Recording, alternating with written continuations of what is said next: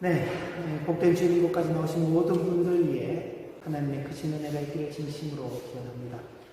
아울러서 온라인으로 함께 참여하시는 분들 위에도 하나님의 은혜가 함께 하시기를 기원합니다.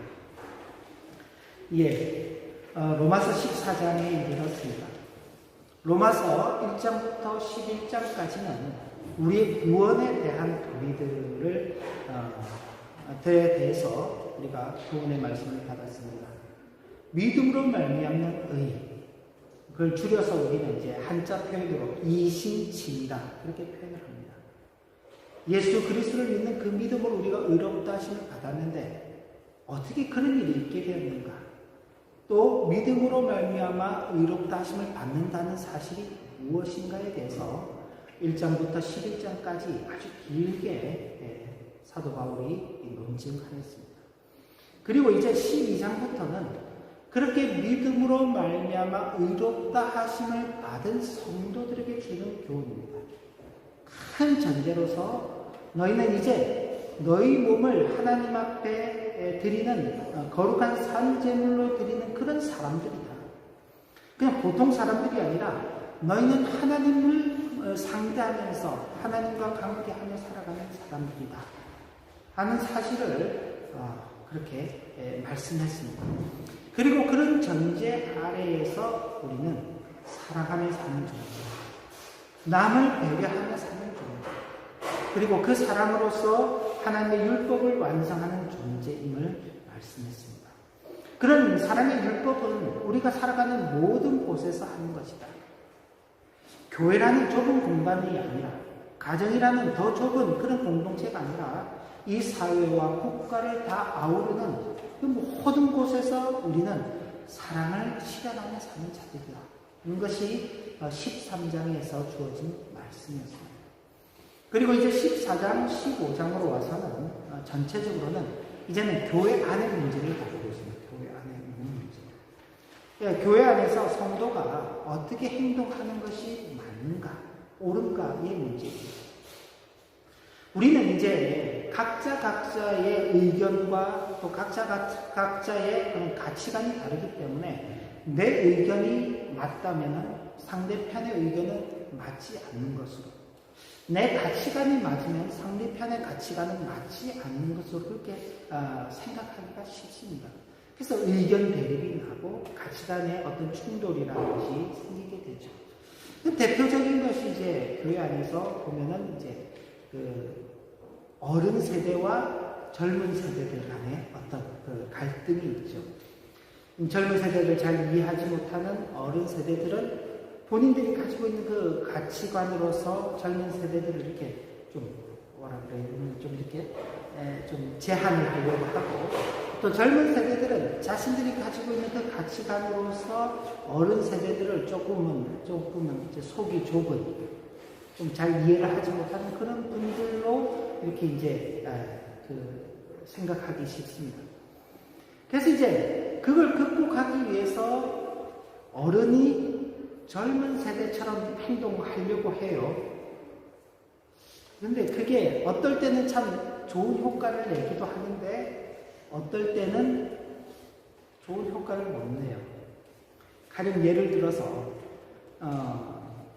제가 그렇게 나이가 많지는 않습니다만 제가 우리 찬영이나 이런 아이들처럼 똑같이 행동을 하고 똑같은 말투를 쓰고 그러죠. 만났으면 헤이요 이렇게 그러면서 막 인사를 하고 막 그러면은, 그죠.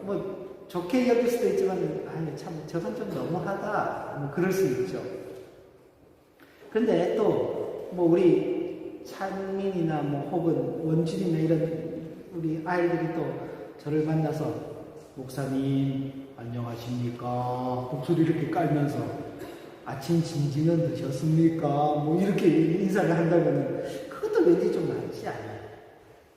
그죠? 그냥 있는 그대로 두는 겁니다. 있는 그대로.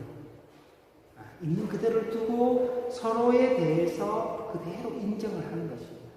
그러니까 우리는 서로 간에 조금 다름은 있지만은 그게 어떤 차이는 아니다. 어떤 그것이 다를 수는 있지만 그것이 어떤 큰 차이를 가져오는 것이고 어떤 것이 더 좋고 어떤 것이 더 나쁜 것이 아니다라는 그 생각을 가지고 있어야 됩니다. 근데 이건 오늘날의 문제만은 아니죠. 오늘 우리가 이 본문을 보니까 첫 서두부터 그럽니다. 믿음이 연약한 자를 너희가 봤되 그의 의견을 비판하지 말아라. 그러니까 로마서가 쓰여진 시기는 지금으로부터 2000년 전이죠. 2000년 전인데 그때도 이미 서로 간의 의견 차이 혹은 이 가치관의 어떤 차이로 인하여서 다툼이 있고 다툼 정도가 아니라 막 그냥 비판하고 싸우는 그런 일들이 있었다는 것입니다. 어떻게 이런 일이 있는가? 일단 로마라는 그 시대를 좀 생각을 해야 됩니다. 로마는 이제 당대의 가장 큰 강국이었죠. 로마 제국입니다. 제국, 그죠? 그렇기 때문에 그 로마라는 도시 자체도 컸고 그 속에는 다양한 사람들이 섞여서 살고 있었어요. 물론 이제 가장 간단하게 나누면은 유대인과 이방인으로 나눌 수 있지만 이방인 속에서도 여러 부류의 사람들이 같이 이렇게 있는 것입니다.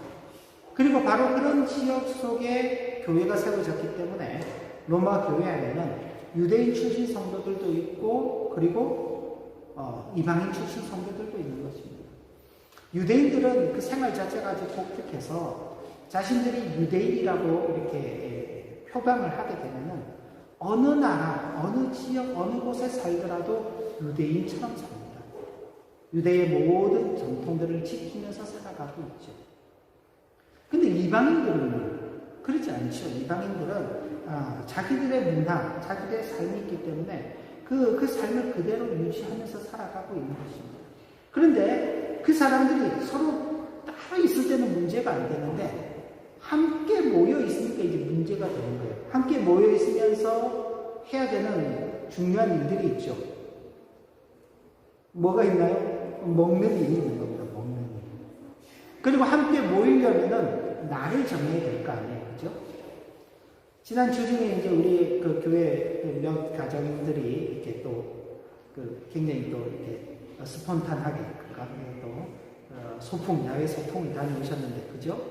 어떻게 해야 돼요? 가려면 첫째로 날을 정해야 될 거 아니에요. 그죠? 날 정하느라고 고생 좀 했어요. 그죠? 언제가 좋은지, 그죠? 날씨도 봐야 되고, 날을 정해야 돼요. 어떤 사람은 이날이 좋고, 어떤 사람은 저날이 좋아요. 그죠? 어떤 사람은 이날이 편하고, 어떤 사람은 저날이 편할 수 있어요. 근데 서로 의견을 다 존중하면서 의견을 모으다 보니까 한 날이 정해지는 거죠. 그죠? 어느 날이든 함께 한다는 게 진짜 중요한 겁니다. 그죠? 그 다음, 가면 또 먹어야 되니까 뭘 준비해야 되는지. 그죠? 먹는 일이 또 중요합니다. 사진을 보니까 아주 맛있게 다양하게 준비를 해가셔서 드셨더라고요. 같이 가지 못한 우리의 마음이 좀 안타까웠습니다. 예, 그죠? 근데 모두가 같은 것을 먹을 수도 있지만은 서로 다른 것을 해옴으로써 어때요? 더 식탁이 풍성해지기도 하죠. 근데 당시에 로마 교회는 그렇지 못했습니다. 여러 가지 이제 민족적인 특성도 있고 문화적인 특성도 있기 때문에 그 차이점들로 인해서 이런 참 어려움이 있었어요. 유대교 출신 신자들은 유대교 전통을 따라 특정 음식들을 먹지 않았습니다. 뭐 예를 들자면은 그 구약의 율법에 나와 있는 대로 먹어야 될 짐승들, 먹지 말아야 될 짐승들을 이렇게 나눠가면서 구분해서 먹었죠. 그런데 그 당시 로마 사회에서의 모든 고기는 다 로마의 신전에서 이렇게 제사에 바쳐졌다가 나오는 거예요. 그러다 보니까 그 신전에 바쳐진 고기를 먹으면은 그 신에게 우상숭배에 참여하게 된다는 그런 의식들을 가지고 있었기 때문에 그 당시에 이제 유대인들은 고기를 먹지 않았습니다. 그래서 채식만 하는 그런 채식주의자들도 굉장히 많았어요.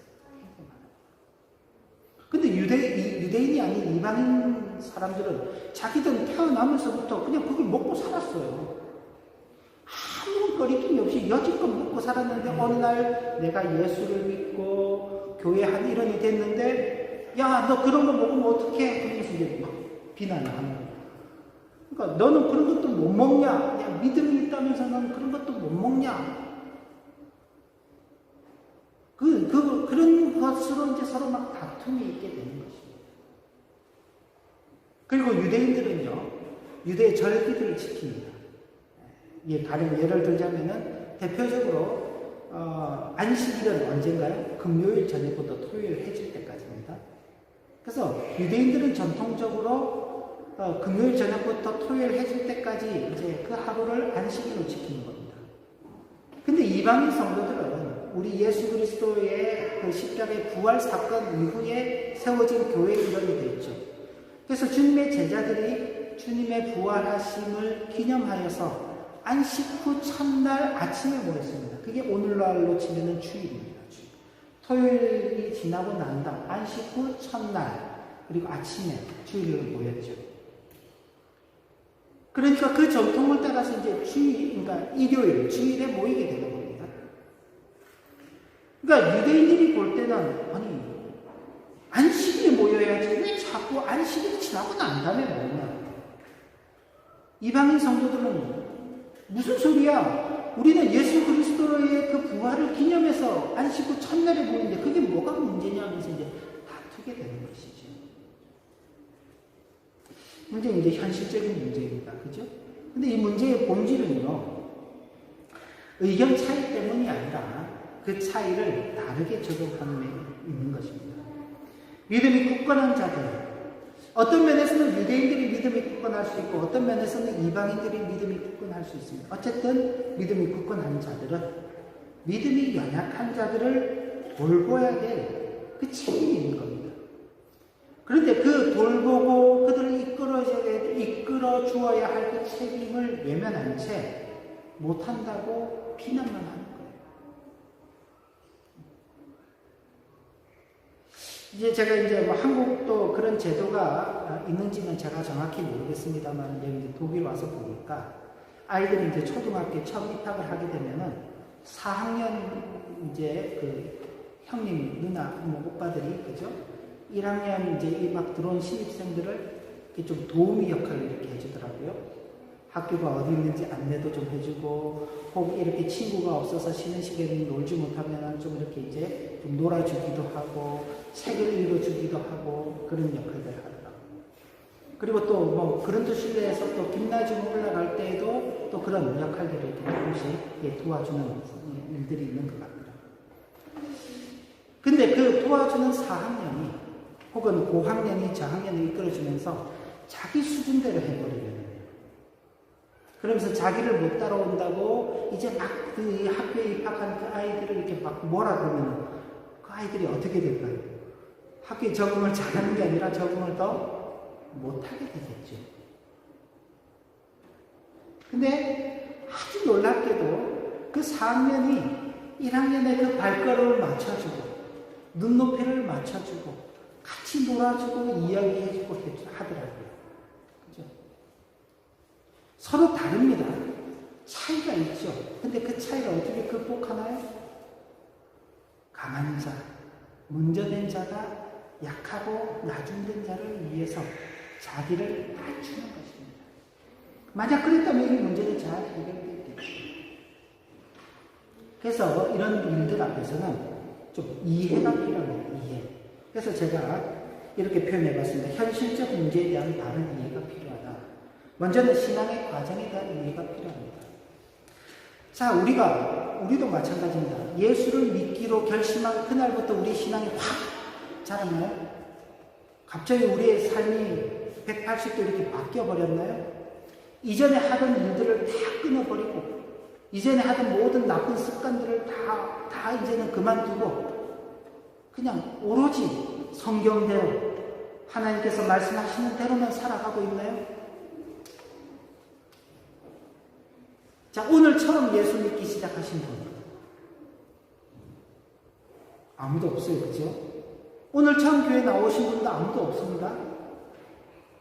그죠? 여기 계신 모든 분들은 이미 수년 전부터 예수를 믿기 시작했고 또 교회당을 출입하고 있습니다. 그런데 여전히 안 바뀌는 것들이 있죠. 여전히 우리가 하고 있는 그런 좋지 못한 행동들이 있습니다. 그죠? 저는 이제 제가 목사가 된 지 한 15년 정도가 지나갔는데, 그죠? 목사는 주일날 이제 예배하고 설교하고 또 성도들을 가르치고 하는 일들을 하잖아요. 근데 주일 저녁에 집에 가면요, 그 거룩함을 가지고 저녁에 집에서도 참 이 평안을 누리면서 지내야 될 거 아니에요. 근데 집에 가면은 막 싸워요. 그게 15년 전이나 지금이나 별로 변하지 않았어요. 더우면 덥다고 싸우고, 추우면 춥다고 싸우고, 뭐 먹을 게 있으면 먹을 게 있다고 싸우고, 없으면 없다고 싸우고. 참 안 바뀌어요. 목사가 된 지 15년이 됐는데도 안 바뀌어요. 그럼 목사랑 사는, 미안합니다만, 사모님도 안 바뀌어요. 안 바뀌어요. 그럼 목사랑 사는 그 목사의 집에 아이들도 안 바뀌어요. 예, 신앙이라는 것은 예수를 믿기 시작했다고 한순간에 바뀌는 게 아니에요. 과정이 필요하죠, 과정이. 우리 인생도 마찬가지 아닙니까? 인생이 태어나서 자라가면서 변화되어 가고 성숙되어져 가고 성장되어져 가는 그 과정이 필요한 것처럼 신앙도 마찬가지입니다. 신앙에도 과정이 필요하다는 것을 이해할 필요가 있습니다. 그렇죠? 그러니까 우리가 다 예수를 믿기 시작한 그 순간은 달라요. 또 예수를 믿으면서 내가 신앙 중심적으로 살아가는 어떤 그런 삶의 내용들이나 모습들도 다 달라요. 그렇기 때문에 서로 간에는 다 차이가 있을 수 있는 겁니다. 그걸 이해할 수 있어야 됩니다. 그리고 또 하나, 교회의 책임에 대한 이해가 있어야 됩니다. 교회는 예수 그리스도를 머리로 하여 예수를 믿는 모든 성도들이 그 몸을 이루는 하나의 유기적 공동체로서 한 지체라고 표현합니다. 고린도전서 12장 26절을 보면 이런 표현이 있습니다. 제가 읽어드리겠습니다. 만일 한 지체가 고통을 받으면 모든 지체가 함께 고통을 받고 한 지체가 영광을 얻으면 모든 지체가 함께 즐거워하느니라. 한 지체가 고통을 받으면 모든 지체가 함께 아파하고 한 지체가 영광을 받으면 모든 지체들이 함께 즐거워한다. 하나의 유기적 관계 속에 있는 공동체라는 것입니다. 그렇기 때문에 우리는 함께 모여서 예배하는 이것 말고도 여기에 멈추면 안 되고 함께 우리의 신앙의 영역들이 자라가야 하는 것입니다. 믿음이 연약한 자들은 양육과 훈련을 통해서 성숙한 그리스도인으로서 이렇게 성장해 가야 되는데 그걸 누가 해야 되느냐? 교회 공동체 안에서 믿음이 강한 사람들이 맡아야 되는 것입니다. 이와 관계에서도 에베소서 2장 22절에 보면 이렇게 기록되어 있습니다. 너희는 성령 안에서 하나님이 거하시는 처소가 되기 위하여 그리스도 예수 안에서 함께 지어져 가는 자. 나 혼자만 막 성장해 가는 게 아니라 모두가 함께 성장해 가야 하는 것입니다. 모두가 함께 성장해 가기 위해서는 혹시나 누가 모자라는 사람이 있는지 없는지, 지금 뭔가 도움이 필요한 사람이 있는지는 없는지를 잘 살펴봐야 되는 겁니다. 우리가 지난해 12월 그 성탄절 때 성탄 기념음악회를 우리가 이렇게 가졌죠. 그죠? 그래서 함께 모여서 우리가 이제 찬양을 하는데 그 중에는 아주 실력파, 우리 교회 성도님들 가운데 실력파 분들도 계시죠. 이미 프로페셔널하게 그 직업을 가지시면서 활동하는 분들도 계시지만 저도 그렇고 우리 학생들 같은 경우에는 전혀 그런 전문자가 아니죠. 그런데 어떻게 어울려져서 함께 찬송할 수 있었습니까? 실력 있으신 분들의 수준에서 볼 때는 한참 못 미치죠.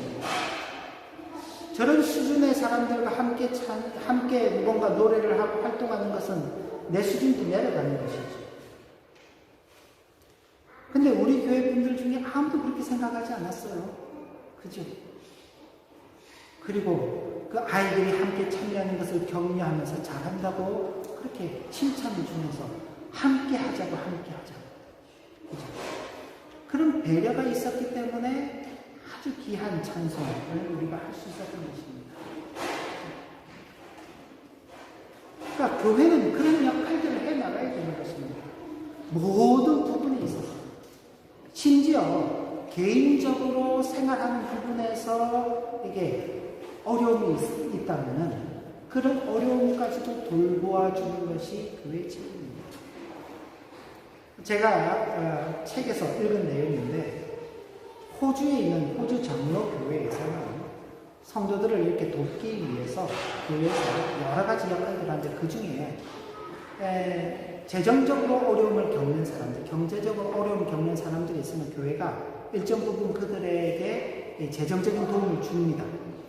그런데 그 정도 차원이 아니라 그 사람이 왜 그런 경제적인 어려움을 겪는가?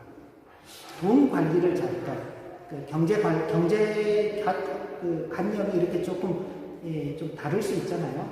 어떤 분들은 아끼고 절약하면서 살지만 어떤 분들은 뭐 그래도 돈이란 건 쓰라고 있는 것이지 그러면서 이렇게 막 쓰잖아요. 아무래도 그러다 보면 재정적으로 좀 힘들어질 수가 있죠. 그래서 교회 안에서 그런 분들을 이렇게 모셔다가 대화를 하고 이야기를 하면서 어떤 부분 때문에 경제적 어려움을 겪는가까지 함께 살펴서 그런 부분까지 도움을 준다는 이야기를 했습니다. 굉장히 적극적으로 교회 공동체가 함께 해나가는 모습이죠. 우리는 다 각자 알아서 살잖아요. 유집사님 댁의 경제적 문제는 유집사님 댁의 문제고, 이집사님 댁의 경제적 문제는 이집사님 댁의 문제고, 우리 형한 형제네 가정의 문제는 그 가정의 문제죠. 뭐 간여도 하지도 않고 누가 간여해도 별로 기분도 좋지 않고 그럴 수 있는데 글쎄요. 또 다른 교회에서는 그런 부분까지 함께 공유를 하는 일도 있는 것입니다. 근데 이게 오늘날은 낯설지만은 이 독일 땅에서도 이미 앞서간 그 개혁 시대에는 그렇게 살았습니다. 그렇게. 우리가 지난해에 루터 슈타트도 다녀왔고 또 루터가 활동했던 그 일들도 봤는데 루터가 한 일 가운데 가장 뭐 여러 가지 일이 있습니다만은 그냥 실생활에서 가장 많이 한 일은 많은 사람들과 함께 식탁의 자리를 가진 것입니다. 늘 사람들을 불러가지고 같이 식사를 하는 거예요. 그럼 그거 다 누가 냈을까요? 루터가 냈겠죠. 그죠? 자기 집에 초대를 해서 루터가 냈겠죠. 근데 루터가 내는 그것을 보고 다른 사람들은 가만히 있었을까요? 아니죠. 기회가 닿는 대로 루터의 가정을 위해서 또 조금씩 해서 또 도와가면서 살았겠죠. 그래서 루터의 그 식탁이 아주 컸습니다. 그죠? 그러니까 교회는 그런 방면으로 가는 것입니다. 이게 뭐 독일 안에서도 충분히 찾을 수 있는 그런 이야기입니다.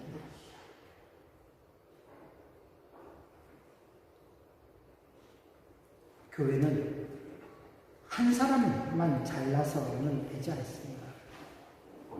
자기만 앞서 나간다고 되지 않습니다.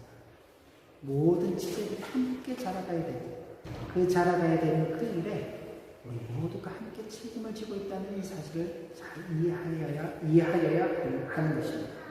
그리고 서로가 가진 다른 가치관에 대해서도 이해해야 하는 겁니다. 오늘 본문에 있는 말씀 그대로 보면 2절과 5절인데 어떤 사람은 모든 것을 먹을 만한 믿음이 있고 믿음이 연약한 자는 채소만 먹는다. 그래, 서로 다를 수 있다. 어떤 사람은 이 날을 저 날보다 낮게 여기고 어떤 사람은 모든 날을 같게 여긴다. 날에 대해서도 서로 다른 이해를 가질 수가 있다. 그러나 중요한 것은 각자 자기의 양심에 따라 자기의 마음에 따라 하나님 앞에서 결정하면 된다. 너는 왜 그렇게 사냐? 너는 왜 이렇게 살지 않냐? 서로 그렇게 말할 필요가 없어요. 하나님 앞에서 살아. 근데 이걸 오해해가지고 자기 마음대로 살아도 된다고 그렇게 이해하면 안 되는 겁니다. 그 부분은 좀 뒤에서 다시 말씀을 드리겠습니다. 그리고 성경에서 교훈하는 가치관에 대해서 이해를 해야 되는 것입니다. 역시 1절과 3절과 6절 말씀들이 좀 떨어져 있지만 여러분들께서 함께 눈으로 보시면 믿음이 연약한 자를 너희가 볼 때 그의 의견을 비판하지 말라. 첫째는 믿음이 연약한 자가 있다는 것이고 그를 알아야 된다는 사실입니다. 받을까 말까 너희가 알아서 선택하라는 문제가 아닙니다. 믿음이 연약한 자는 무조건 받아야 됩니다. 먹는 자는 먹지 않는 자를 없이 여기지 말고 먹지 않는 자는 먹는 자를 비판하지 마라. 서로의 다름을 인정해라. 서로의 다름을 인정해라. 왜? 하나님께서 그를 받으셨다. 그러니까 하나님께서 용납하고 계시는데 왜 너희들끼리 그 다투냐? 하나님께서 다 허락하셨는데, 그죠? 집에서도 그러잖아요. 집에서도 형제들끼리 아이들끼리 막 싸우는데 아빠는 엄마 중에 한 분이 허락하면 문제가 해결되는 거예요. 근데 아빠가 엄마가 허락했는데도 불구하고 어때요? 자기들끼리 막 싸우면은 결국 누구한테 혼나나요? 아빠 엄마한테 혼나죠. 그죠? 마찬가지인 것입니다. 하나님께서 받고 하나님께서 용납해 주신 일이기 때문에 그 다름 때문에 차이 때문에 서로 비판하거나 다툴 이유가 없다는 것입니다. 나를 중히 여기는 자도 주를 위하여 중히 여기고 먹는 자도 주를 위하여 먹으며 이는 하나님께 감사한다. 하나님께 감사하고 그날 주신 것에 대해서 하나님께 감사하고 그 먹는 것을 주신 것에 대해서도 하나님께 감사하며 먹는다. 먹지 않는 자도 주를 위하여 먹지 아니하며 하나님께 감사한다. 그러니까 먹느냐 먹지 않느냐 이 날을 지키냐 저 날을 지키냐 그것보다도 더 우선하는 것은 하나님께 있다. 하나님께 감사합니다. 하나님께서 모든 날을 주시고 하나님께서 모든 먹을 것을 주셨기 때문에 우리는 오로지 감사함으로 그것도 먹고 저것도 먹고 그죠? 이걸 먹지 않기도 하고 저 날을 지키기도 하고 저 날을 지키지 않기도 하고 성경은 바로 이런 부분에서 우리를 교훈하고 있죠. 어때 이런 부분을 보니까 이제 우리가 훨씬 서로에 대해서 이렇게 자유로워질 수 있습니다. 자유로워질 수 있습니다. 우리 마음대로 이제 내가 남의 눈치 안 보고 내 마음대로 할 수 있어요. 그죠? 그런데 문제는 이제부터 우리가 좀 더 생각해야 될 부분입니다. 자유라는 것은 우리는 자유는 나를 위해 있는 것으로 생각하기 쉽습니다. 근데 자유는 나를 위해 있는 게 아니라 남을 위해 있는 겁니다. 남을 위한 자유가 지켜질 때에 나를 위한 자유가 지켜지는 것입니다. 모두가 자기의 자유만을 위해서 한다고 생각해 보십시오. 어떻게 될까요? 이 사회는 굉장히 혼란스러워질 것입니다. 그잖아요. 지금 최근에 이제 지난 일주일 전쯤에는 베를린에서 또 그 코로나 반대하는 큰 시위가 열렸죠. 어제 보니까 어제 오스나에서도 몇몇 분들이 모여가지고 반대하는 시위를 했다고 그러더라고요. 우리의 자유를 왜 정부에서 억압을 하냐? 우리의 자유를 달라 그러는데 그걸 지켜보는 많은 사람들은 어때요? 그래 너네 자유도 좋지만 우리 자유도 좀 생각해줘야 되지 않느냐? 라고 말하는 것이죠. 독일 여러분들이 그 사건을 겪으면서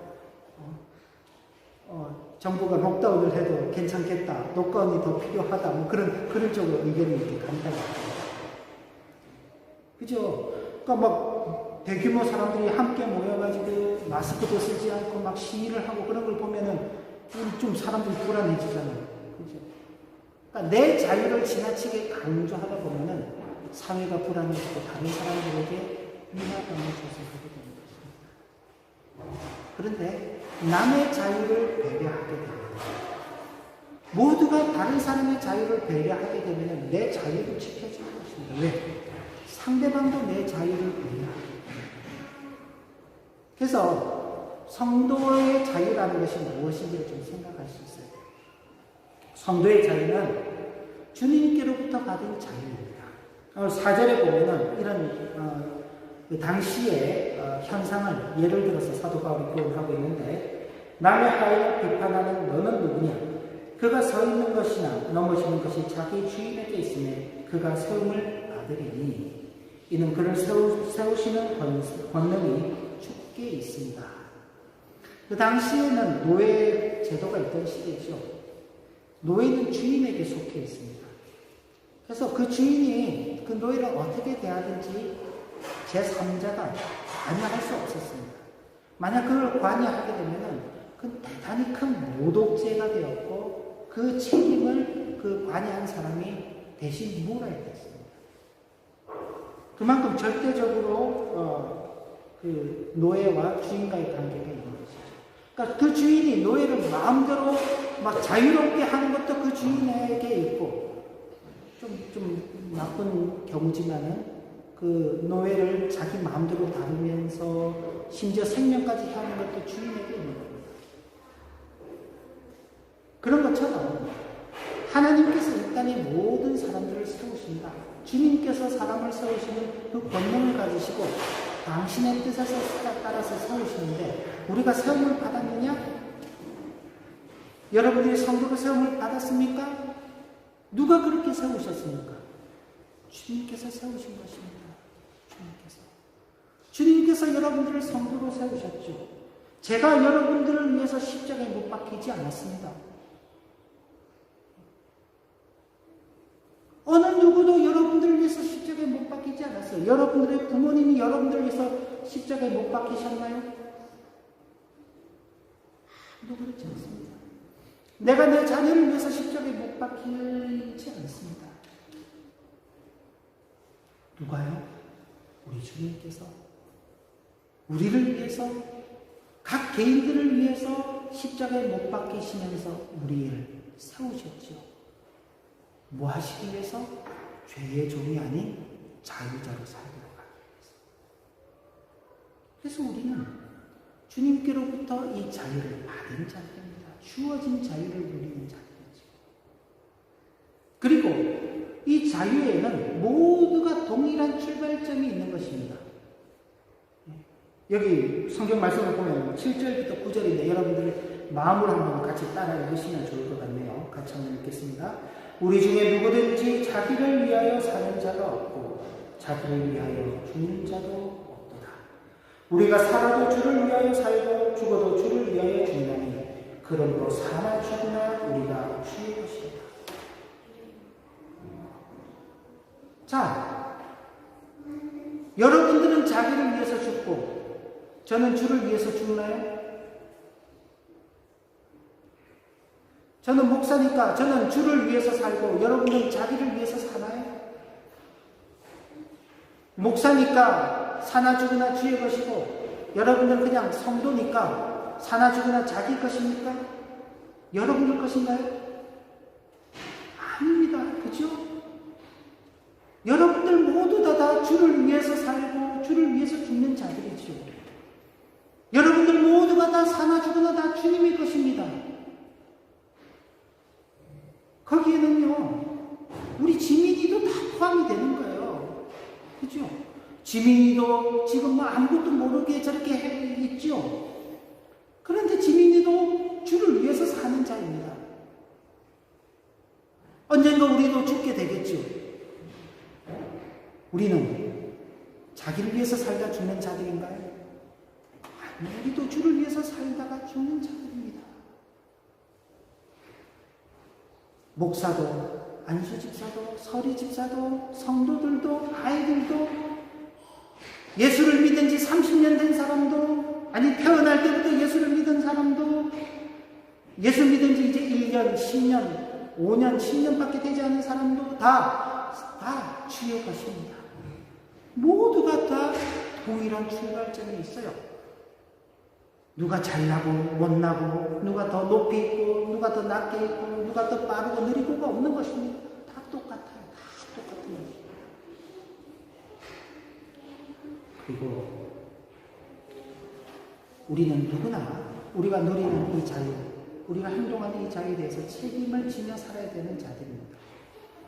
10절, 12절 보면 내가 어찌하여 내 형제를 비판하느냐? 어찌하여 내 형제를 없이 여기느냐? 우리가 다 하나님의 심판대 앞에 서리라. 기록되었을 때 주께서 이르시되 내가 살았노니 모든 무릎이 내게 꿇을 것이요 모든 혀가 하나님께 자백하리라 하였느니라. 이러므로 우리 각 사람이 자기 일을 하나님께 짓고 하리라. 스스로가 스스로를 하나님 앞에 고소하는 것입니다. 옆에 사람이 하나님 저런 잘못을 했대요. 하나님 찬영이가 어제 거짓말 했대요. 옆에서 그럴 수가 없어요. 왜? 스스로가 하나님 앞에 다 자기를 자백하는 자들이고 우리 모두가 다 하나님의 심판대 앞에 설 자들이기 때문에 그래서 이런 생각을 하면서 우리에게 주어진 그 자유를 활용해 가는 것입니다. 근데 어떻게? 지난 시간에 있는 그 말씀대로 사랑과 함께하는 자유입니다. 사랑은 이웃에게 악을 행하지 아니하느니 그러므로 사랑은 율법의 완성입니다.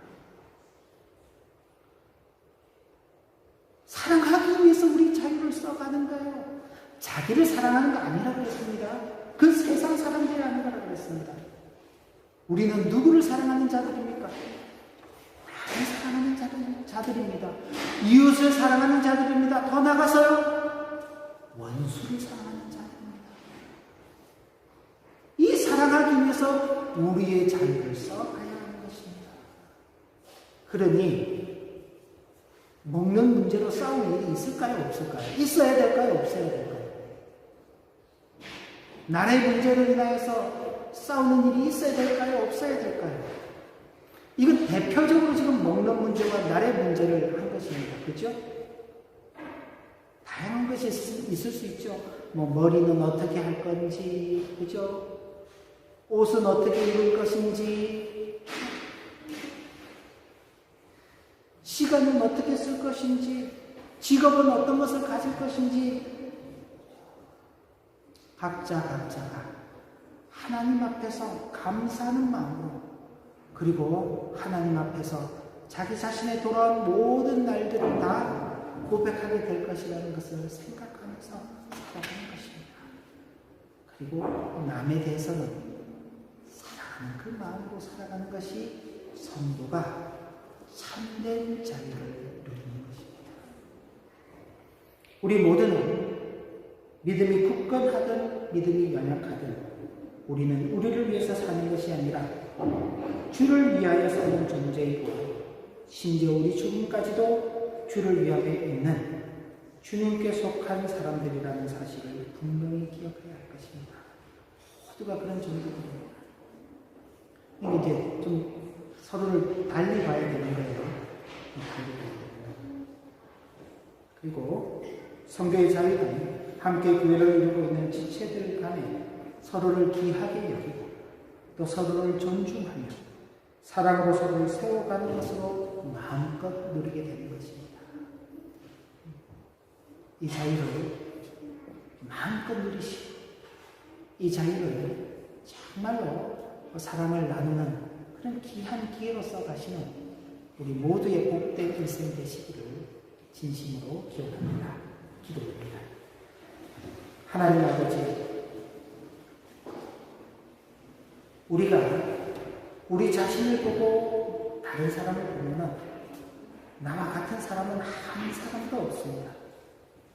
다 다릅니다. 그런데 그 다름 때문에 차이를 두고 차별을 하게 되면 그건 올바른 것이 아닙니다. 다름은 다름일 수 있습니다. 이 다름을 이해할 수 있게 하시고 그리고 이 다름을 해결하기 위해서 우리에게 주어진 그 자유를 사랑으로서 잘 선용해가는 복된 성도 일생이 되도록 인도하여 주옵소서. 예수님 이름으로 기도 올리옵나이다. 아멘.